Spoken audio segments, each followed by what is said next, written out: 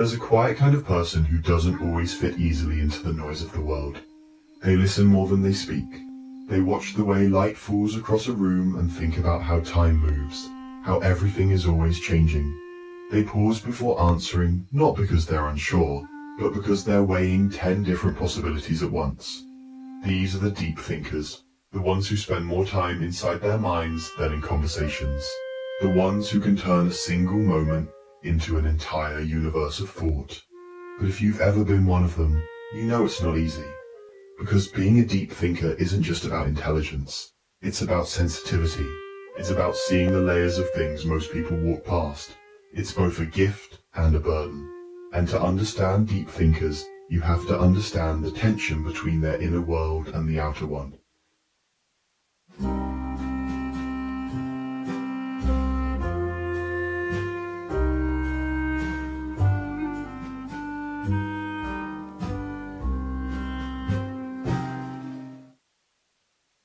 Most people think too much thinking leads to confusion, but for a deep thinker, thinking is breathing.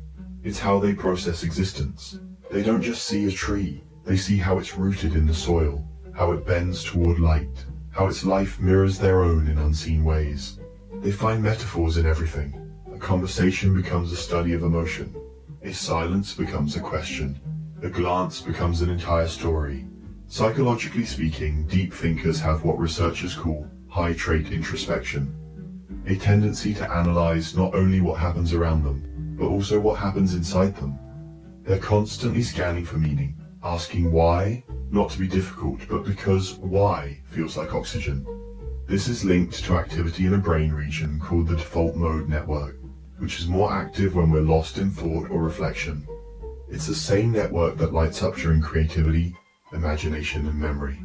So, the mind of a deep thinker is a storm of connections, constantly weaving, comparing, reflecting. But this same ability can be isolating, because while others move through life reacting, deep thinkers are observing. They pause, they notice details, they think before they speak, and sometimes by the time they're ready, the conversation has already moved on. So they stay silent, and people mistake that silence for disinterest, when really it's depth. A deep thinker doesn't just want to talk, they want to understand. They crave meaningful conversations, ones that dive below small talk into fears, dreams, the architecture of the human heart. Surface level chatter feels exhausting to them, because while most people swim in the shallows of daily life, deep thinkers are diving for pearls in the ocean floor of thought. But that depth comes with a price. It often makes them overthink. They replay events, dissect every sentence, wonder what someone meant, wonder if they said too much or too little. Their mind becomes a loop of what ifs, and maybe they meant this. Not because they're insecure, but because they see nuance everywhere. Every choice has a dozen meanings, every emotion has hidden roots, and their brain won't stop until it finds the truth. There's a term in psychology called metacognition, the ability to think about your own thinking. Most people use it occasionally. Deep thinkers live inside it. It's like they're always watching their own thoughts from the outside, questioning them, rearranging them, trying to understand their patterns. This makes them incredibly self-aware, but also prone to self-doubt, because when you're aware of everything, you also see all your flaws in high definition. A deep thinker doesn't just ask, what do I want? They ask, why do I want it? Where does that desire come from? What would happen if I got it, or if I didn't? They analyze love, ambition, fear, memory, until they can almost hold these invisible things in their hands. But in doing so, they sometimes lose the simple joy of just being. They forget that not everything needs to be understood. Some things are meant to be felt. You'll often find deep thinkers walking alone, headphones in, not because they're lonely, but because solitude is their native language. They need space to breathe, to process, to untangle thoughts that others don't even know exist. They are people who can feel deeply while appearing calm. Their emotions move like quiet waves beneath the surface, unseen but powerful. They might sit in a cafe, staring at nothing, but inside their head they're replaying the moment they said something 10 years ago, and wondering what it revealed about who they were then. This isn't self-punishment, it's analysis.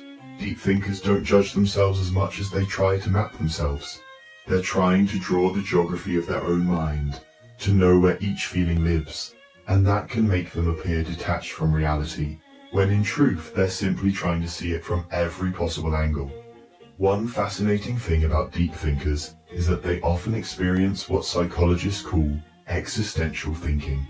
That's when you don't just wonder about your life, but about life itself, about time, purpose, morality, consciousness. Questions that don't have easy answers, and that's what sets them apart from ordinary overthinkers. Overthinking is worrying about the future. Deep thinking is questioning reality itself. It's the difference between anxiety and awareness. But here's where it gets paradoxical. The same mind that can see patterns in everything can also create illusions that don't exist. Because when you think deeply, you can connect anything to anything. And sometimes that word becomes a trap. They might read too much into silence, assume meaning where there is none, or turn simple things into philosophical puzzles that never resolve. It's like having a microscope that's too powerful. You start seeing things that weren't meant to be seen so closely. Still, it's that same depth that makes them incredibly creative. Many of history's most influential thinkers, Einstein, Da Vinci, Jung, were deep thinkers. They saw the invisible threads that connect ideas. They looked at problems from angles no one else did.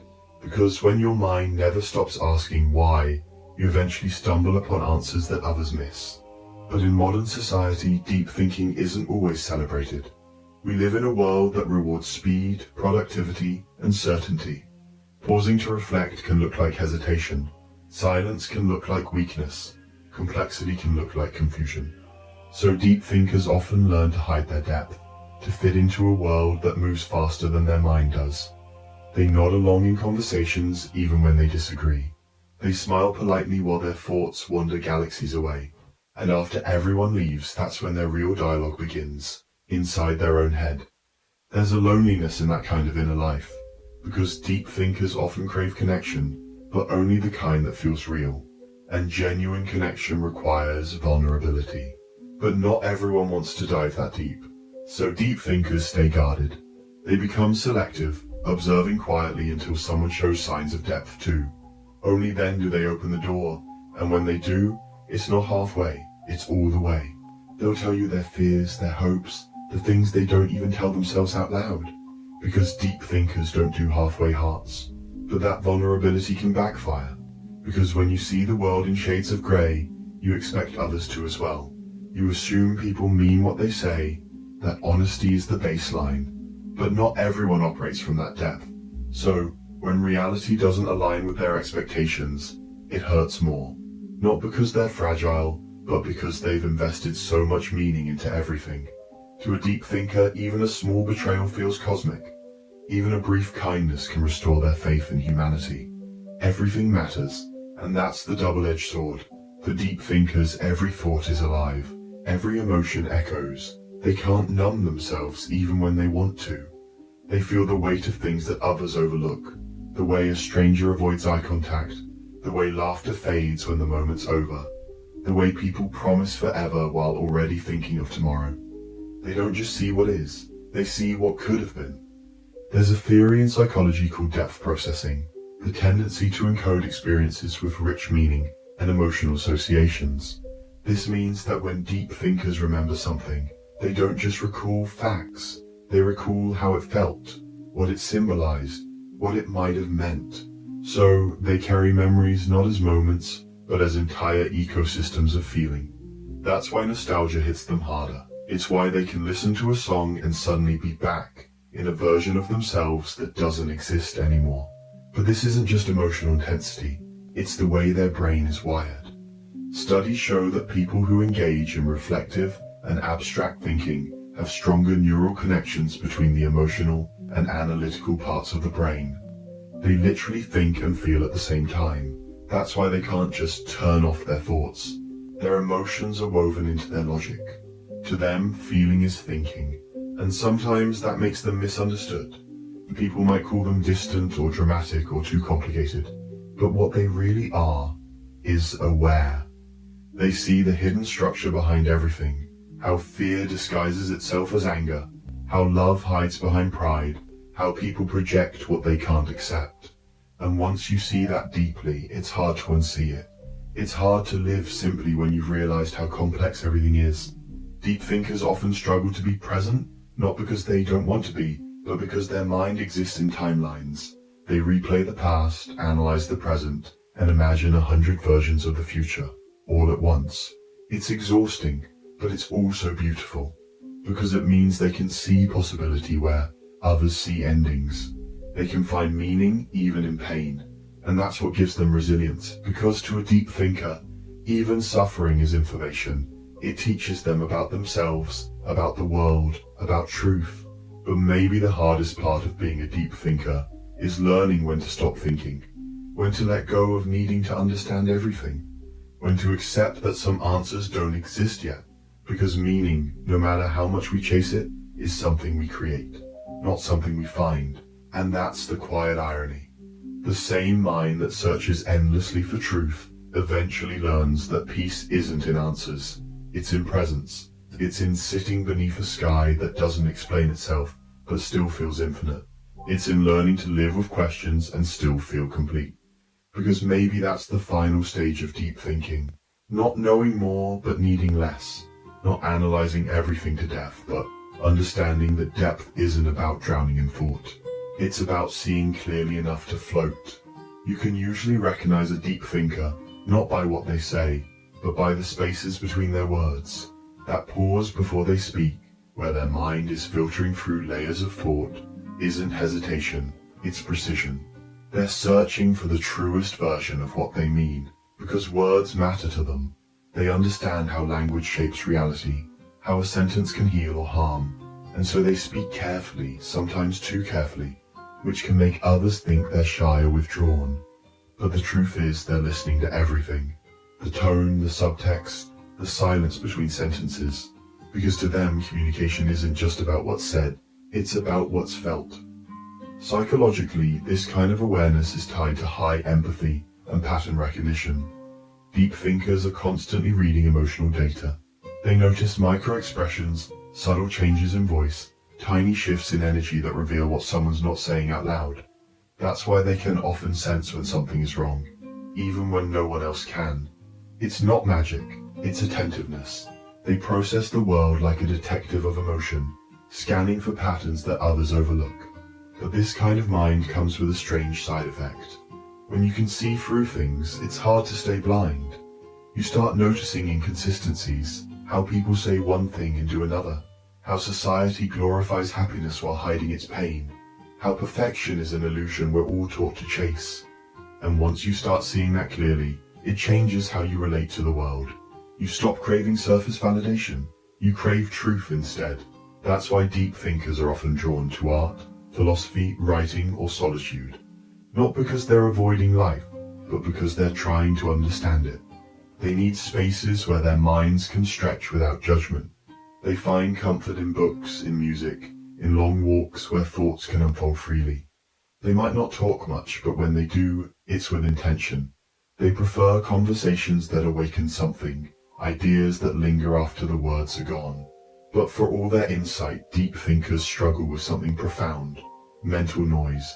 Their thoughts don't stop. It's like standing in front of 10 radio stations all playing at once, each broadcasting a different frequency of memory, idea, and question. Even when they try to rest, their brain keeps rewinding, rewriting, predicting. And while most people can distract themselves with noise, deep thinkers drown in silence, because silence amplifies everything inside. This often leads to what psychologists call rumination, the repetitive focus on problems, feelings, or mistakes. For many deep thinkers, it's not about being negative, it's about seeking resolution. Their mind wants closure, wants to understand, wants to make sense of contradictions, but not every question has an answer. And learning that can be one of their hardest lessons. There's a story about a philosopher who once said, "I think, therefore I am." It sounds profound, but for a deep thinker, it's almost a curse. Because thinking confirms their existence, but it can also consume it. They can think themselves into corners, analyzing love until it feels mechanical, studying fear until it becomes predictable. They can know so much about emotion that they forget to feel it. And sometimes, The most difficult thing for a deep thinker to do is to simply experience life without dissecting it. But when they learn that balance, when they allow thought to serve feeling instead of replacing it, they become extraordinary. Because deep thinkers at their best are bridges. They connect logic with empathy, intellect with intuition. They can analyze pain and still hold compassion for it. They can see the flaws in humanity and still choose to love it. That's rare. That's wisdom, not just intelligence. A deep thinker doesn't see people as good or bad. They see them as stories. They understand that everyone is shaped by unseen battles, by experiences that left marks invisible to the eye. So they forgive easily, but they forget rarely. They may let go of people, but not the lessons those people taught them. They carry those lessons quietly, turning them over in their mind like stones smoothed by time. If you've ever wondered why deep thinkers often seem melancholy, it's not sadness, it's awareness. It's the understanding that beauty and loss are always intertwined, that everything we love eventually changes form. It's the acceptance that joy and grief are two notes in the same song, and feeling both at once is part of what it means to be fully alive. Psychologists sometimes call this emotional complexity, the ability to experience mixed emotions simultaneously. It's not confusion, it's capacity. Deep thinkers don't label emotions as good or bad, they see them as information. Fear tells them what matters. Sadness reveals what they value. Joy reminds them what to protect.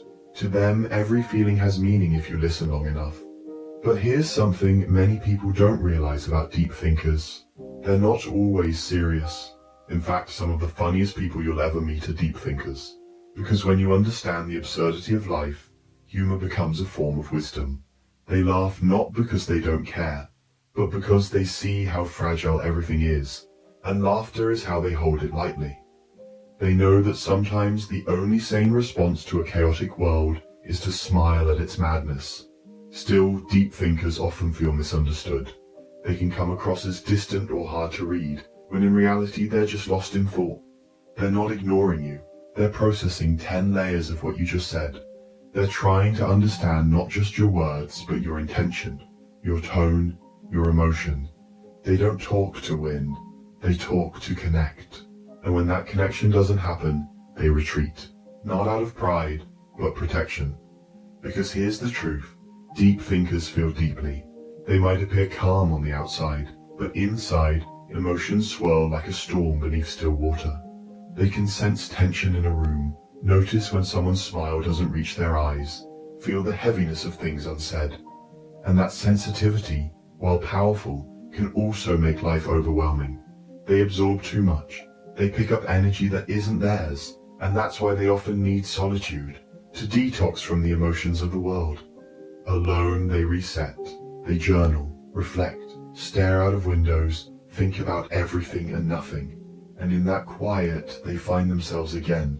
It's not loneliness, it's restoration. Because for a deep thinker, solitude is where clarity lives. It's where the noise fades and they can finally hear the quiet truth inside them. But deep thinking without grounding can become a spiral. So the healthiest deep thinkers learn to anchor themselves in reality. They practice mindfulness, creativity, or service, something that connects their inner world to the outer one. Because without expression, thought becomes heavy. They learn to translate their reflections into something tangible, a piece of art, a poem, a conversation that heals. They realize that the purpose of thinking isn't to escape life, but to enrich it. One of the most beautiful things about deep thinkers is that they rarely accept things at face value. They question the systems, the traditions, the assumptions that people follow blindly. And while that can make them seem rebellious, it's actually compassion. Because they care enough to ask, why do we do this? Does it still make sense? Is there a better way? Their curiosity is an act of love for truth. And yet, this same curiosity can make life more complicated. Because when you see multiple perspectives, it's hard to take sides. You understand everyone, and so you feel everything. You see how hurt people hurt others, how no one is purely right or wrong, and suddenly the world feels too intricate for simple answers. That's the burden of empathy. It makes judgment impossible. And it's why deep thinkers often feel out of place in a world that prefers certainty to truth. But that's what makes them rare. In an age of instant opinions, deep thinkers hesitate, not because they don't care, but because they care too much to speak without thought. They know that words have weight. They know that complexity matters, and they know that sometimes silence says more than sound ever could. If you love a deep thinker, you'll notice they value understanding more than agreement. They don't need you to think like them, they just want you to think with them. To question, to wonder, to explore life's mysteries side by side. Their love language is curiosity.